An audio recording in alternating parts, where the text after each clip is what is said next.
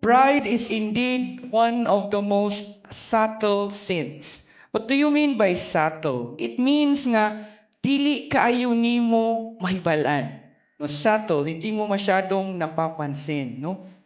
Parang akala mo wala kang ginagawa. As I have mentioned, one of the subtle, it means nga, kani nga sala, isud ni mabantayan. Even ourselves, no, when someone tells you you're so prideful, the first thing that you have to, respond is really to deny. Uy, wala ko'y pride. Ay.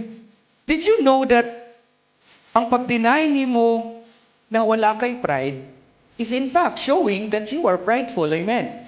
By the way, kaning pride, it disguises itself ways we don't realize. No? Did you know that the very first or the original sin was what? Yes, indeed, pride.